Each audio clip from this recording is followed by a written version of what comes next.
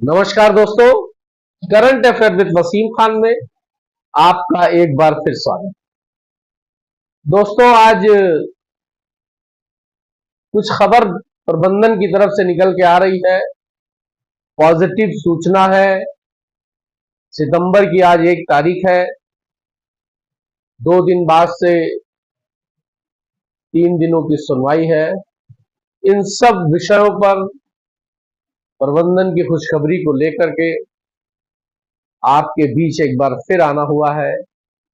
Video बहुत लंबा नहीं होगा। कोशिश है कि शॉर्ट में ही आपको खुशखबरी के साथ आने वाले दिनों में क्या सोच चल रही है, इन सब पर बात करने आपके बीच में आया हूं। और 3 तारीख के लिए से जो फैसले आने हैं या जो सुनवाई होनी है, उस पर भी आगामी चर्चा के लिए आपके बीच आया हूं। तो वही पुराना निवेदन है हर वीडियो में मैं जो आपसे करता हूं कि अगर आपने हमारे इस channel current affair with Wasim Khan को सब्सक्राइब नहीं किया है तो प्लीज सब्सक्राइब करिएगा। और वीडियो में दी गई जानकारी अच्छी लगे, पसंद आए तो उसको लाइक और शेयर करिएगा। 3 तारीख से सूचनाएं लगातार आपको इस चैनल पर मिलेगी, ऐसा प्रयास हमारा रहेगा। तो उसकी नोटिफिकेशन आप तक पहुंच जाए सबसे पहले, उसके लिए बेल आइकॉन को जरूर दबा दीजिए। दोस्तों, जैसा कि विदित है, जानकारी सबको है कि 3, 4, 5 वाली केस की लिस्टिंग भी हो गई है। आपने तमाम यूट्यूबरों को सुना होगा, देखा होगा। 2 दिन पहले की ही खबर है कि लिस्टिंग हो गई थी। लेकिन जो अंदर खाने से रिपोर्ट आ रही है कि सहारा कार्यालय में बड़ा उत्साह है, लोगों में बहुत प्रसन्नता है और एक पारिवारिक मिलाप कह सकते हैं या गेट टुगेदर कह सकते हैं या आपस में बैठ करके निर्णय लेना या आगे की प्लानिंग करने को भी कह सकते हैं, पारिवारिक हुई। और जिसमें स्वर्गीय सहारा श्री की धर्मपत्नी और सहारा परिवार की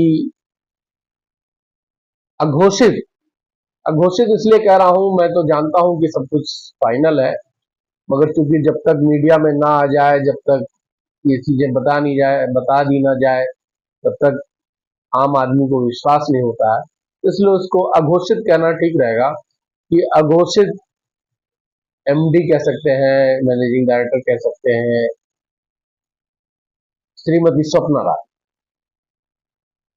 उन्होंने, इसके पहले भी मैंने आपको उनके बारे में कुछ बातें बताई थी। वो बोलती कम है, लेकिन परिवार के उस बैठक में उन्होंने जो बातें रखी वो ये थी कि एनी हाउ निवेशकों का पैसा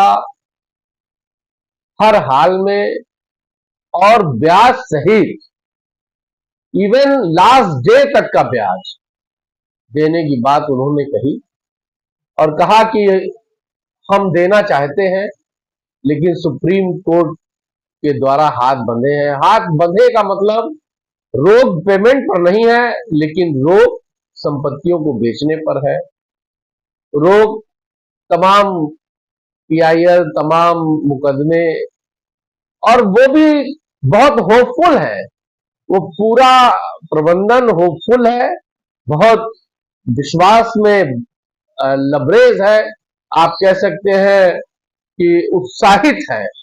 इसको इस शब्द में आप कह सकते हैं कि उनको यकीन है कि बस इसी 2-3 दिन के बाद सहारा के भी अच्छे दिन और सहारा निवेशकों के फंसे पैसे मिलने वाले भी अच्छे दिन शुरू हो जाएंगे। और प्रबंधन तैयारी में है कि वो फिर से अपनी खोई हुई प्रतिष्ठा को वापस ले आए। उसके लिए सारी तैयारी है, बस माननीय सुप्रीम कोर्ट के आदेश का, वहां की सुनवाई के रिजल्ट का इंतजार है। और आप बहुत जल्द देखेंगे, अगर सब कुछ ठीक रहा और सब कुछ सही रहा तो आप जल्दी देखेंगे कि सब कुछ अच्छा होगा।